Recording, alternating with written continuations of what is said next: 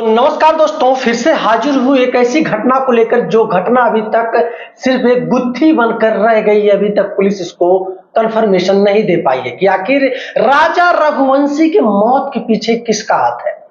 जैसा कि आप लोग देख रहे हैं, इस समय ट्रेंडिंग न्यूज में काफी ज्यादा चल रहा है कि सोनम रघुवंशी मिल चुकी हैं। कहां पे? उत्तर प्रदेश का एक जिला लगता है गाजीपुर, और गाजीपुर में एक यादव जी का ढाबा है। रात में तकरीबन 1:15 बजे के अप्रॉक्स सोनम रघुवंशी उस ढाबे पे पहुंचती हैं और एकदम बदहवास चेहरा इतना उतरा उतरा कि मानो किसी ने इनके साथ बहुत गलत किया हो, बहुत गलत व्यवहार किया हो। और ये बाहर खड़ी थी, तब तक ढाबे के अंदर से एक लड़का देख रहा था इनको। अब सोनम रघुवंशी के पास जब वो लड़का आता है तो पूछता है, बहन जी आप कौन हैं? सोनम रघुवंशी सीधा कहती है, मुझे फोन पर बात करना है, क्या फोन मिल सकता है? लड़का कहता है, जी बिल्कुल मिल सकता है, लेकिन आप इत्मीनान से बैठ जाइए। आपको दिक्कत क्या है? क्या भूख लगी है? खाना खाना है?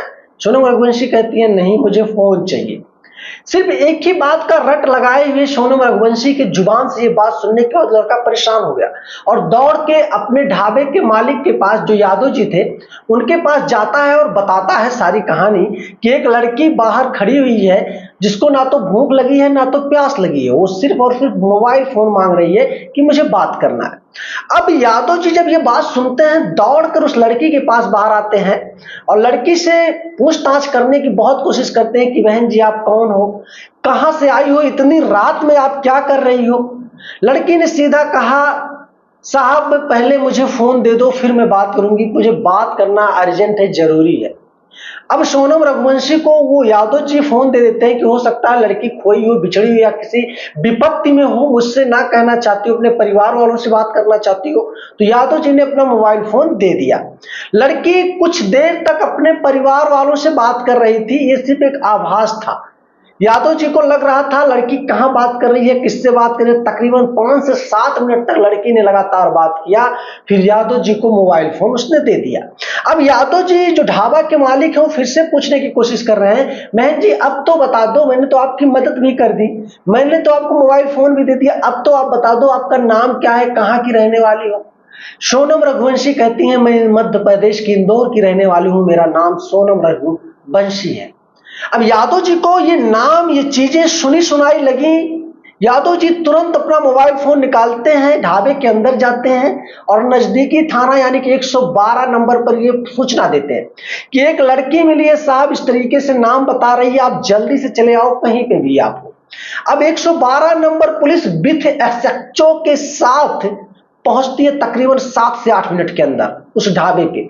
जैसे उस ढाबे पे पहुंची है, एसएचओ साहब लड़की से अच्छे से बैठाते हैं, पानी पिलाते हैं और कहते हैं, बहन जी ठीक ठाक साफ साफ बताओ, इतनी रात को आप यहाँ क्या कर रही हो, नाम क्या है आपका?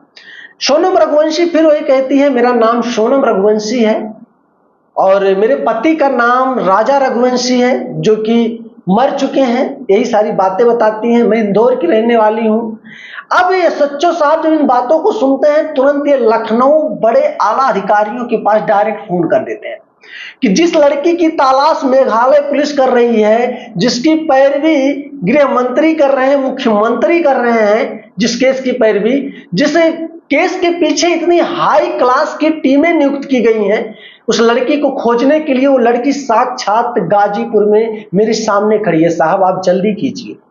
अब कुछ ही घंटे नहीं गुजरे कि लखनऊ से टीम भी पहुंचती है। एसएचओ साहब सोनम रघुवंशी को अपने थाने पे ले जाते हैं, बैठाते हैं, पूछताछ करते हैं, जितना पूछताछ उनसे हो पाता है। लड़की एक चुप हजार चुप, कुछ भी बताने की कोशिश में नहीं थी। इसके ऊपर एसएचओ साहब ने प्रेशर भी नहीं डाला क्योंकि बाहर से टीमें आ रही थी। अब लड़की को बाहर की टीम उठा के ले गई। अब वहां पे पूछताछ लड़की से जारी है। दोस्तों ये जो घटना मैं बता रहा हूं, शायद आप लोगों में से काफी सारे लोगों को पता भी होगा कि ये घटना कैसा है, किस घटना की बात कर रहा हूं। दरअसल राजा रघुवंशी एक बहुत ही अच्छे कारोबारी हैं। इनकी नई नई शादी होती है 11 मई के दिन और इनकी पत्नी की जिद होती है कि हमको हनीमून जाना है। पत्नी की इस जिद को ये ना नहीं बोल सकते, तो प्लानिंग तो था इनका जम्मू कश्मीर का, लेकिन हाल ही में हुआ एक बड़ा हादसा कश्मीर में जिसकी डर ने इनको कश्मीर जाने से रोक दिया। और फिर इनकी प्लान ये होती है कि हम पहले चलते हैं कामाख्या देवी, वहां दर्शन करते हैं, फिर मेघालय के शिलांग में जाते हैं, हसीन वादियों का सैर सपाटा करेंगे, मजा खूब आएगा। राजा रघुवंशी अपने पत्नी के साथ, जिसका नाम सोनम रघुवंशी बताया जाता है, उसके साथ जाते हैं और वहां पे अच्छे से पहले कामाख्या देवी का दर्शन करते हैं। उसके दर्शन करने के बाद मेघालय जाते हैं, वहां शिलांग की पहाड़ियों के आगे इंजॉय खूब करते हैं पति पत्नी। अचानक से 2 दिनों तक इनके घर वाले फोन ट्राई करने लगे। राजा रघुवंशी की पत्नी का ना तो फोन लग रहा था, ना तो राजा रघुवंशी का ही फोन लग रहा था। अब घर वाले पूरा हैरान और परेशान हो गए।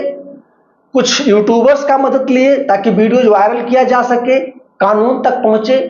कानून भी इनका फुल सपोर्ट करने लगी। जब वीडियो अमित शाह के पास गया, अमित शाह ने भी मेघालय के गृह मुख्यमंत्री के पास डायरेक्ट कॉल करके बात किया। इस मामले को बहुत ही बेहतरीन तरीके से तहकीकात किया जा रहा था।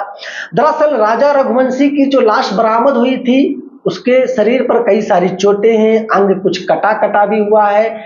ऐसा माना जा रहा है कि राजा रघुवंशी के साथ कई घंटों तक टॉर्चर करके उनका हत्या किया गया था और कई 100 फीट पहाड़ियों के नीचे उनकी लाश को फेंक दिया गया था।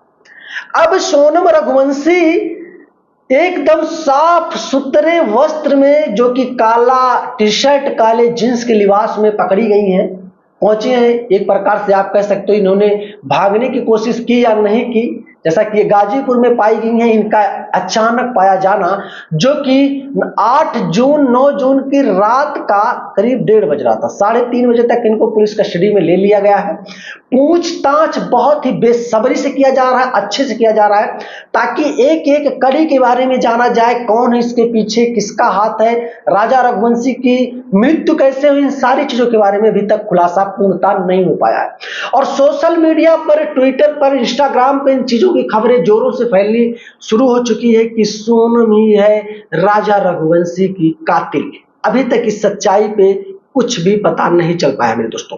जब तक कोई पुख्ता सबूत हाथ नहीं लग जाता, जब तक सोनम रघुवंशी अपने जुबान से नहीं कबूल कर लेते सच में मामला क्या हुआ था, राजा रघुवंशी के हत्या के पीछे किसका हाथ है, क्या सच में सोनम रघुवंशी ने ही अपने पति राजा रघुवंशी की हत्या का साजिश रचा था, जब तक इन सारी चीजों का खुलासा नहीं हो जाता तब तक हम कुछ कह नहीं सकते मेरे दोस्त।